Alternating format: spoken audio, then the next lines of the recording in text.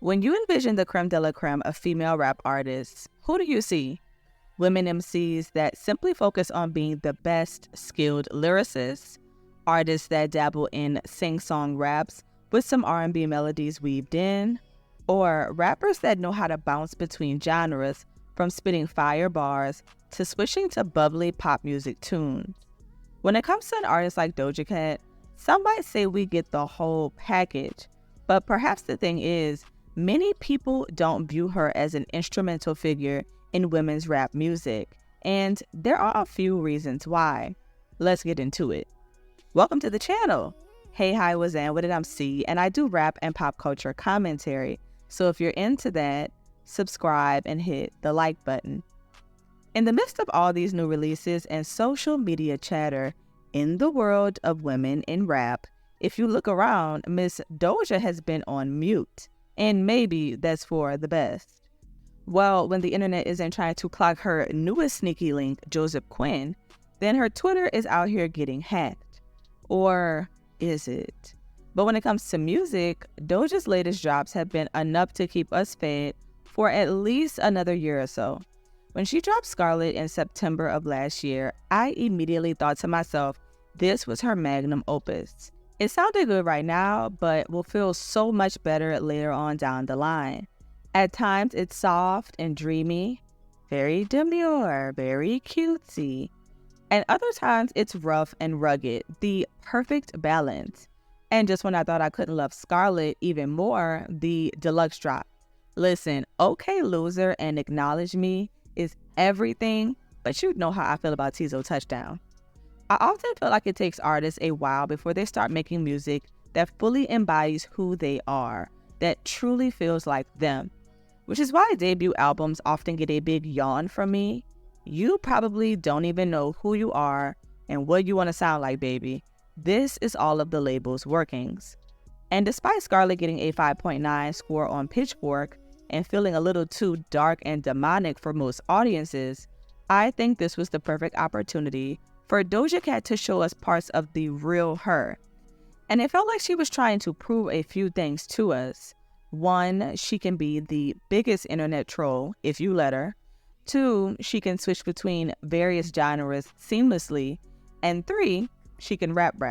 But let's focus on the last part, because this is the thing about Doja Cat that I see people talking about most of all. In one of my previous videos, I touched on who could potentially rise to be this big 3 of female rap. Who do we see killing it right now that will be deemed as one of the top female artists years from now?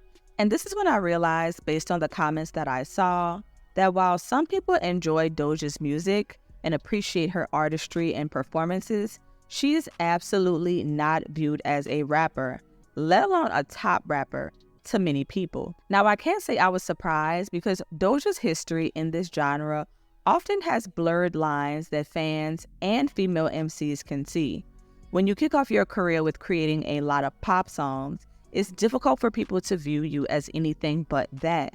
We can't forget Remy Ma giving it to Doja raw on Drink Champs, saying that while she makes dope records and people put her in the rapper category, she did not think that Doja Cat was a rapper. After Doja's fan base came for her life, she clarified what she meant and said that she was talking about her in a good way, whatever that means. But in a way, it lit a fire under Doja to publicly announce that she would not be disrespected as a rapper.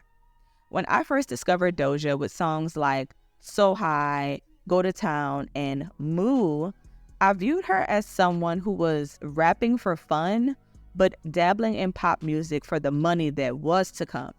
Playing the long game, if you will. It wasn't until Tia Tamera with Rico Nasty that I started to take her more seriously as a rapper. Even after that, it always seemed like she was on the fence about truly showcasing her lyrical abilities. And being a serious MC, it felt so easy to market Doja as this colorful artist that happened to be great at dancing and putting on shows, always came with a compelling music video, and her sugary sweet bops like Say So felt just PG-13 enough to be enjoyed by teens and tweens, the real moneymakers when it comes to pop and sometimes rap music too. As long as it isn't too explicit, the parents will spend that coin. From Amala to Hot Pink and Planet Her, we can agree that she has progressed as an artist, but only recently the real rapper popped out. But Doja knows that people have viewed her as this pop artist all this time. If anything, she only recently has spoken out about being against it and making more rap tracks. Last spring, back when her Scarlet album was previously named Hellmouth, she vowed in tweets that she would no longer be making pop music, acknowledging that people were right. Some of her rap verses were corny and mid, but she was tired of hearing that. She did not want to make pop cash grab music anymore. We love a self-aware queen. Unfortunately, though, to many, she is still viewed as this pop artist that just straight up raps on the side.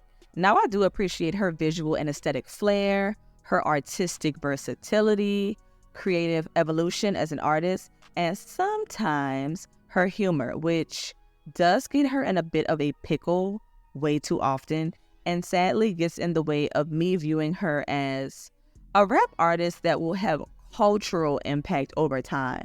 That is the only thing that's missing for me. But tell me, do you view Doja Cat as a rapper, strictly a pop artist, or do you think she falls someplace in between? Let me know your thoughts in the comments.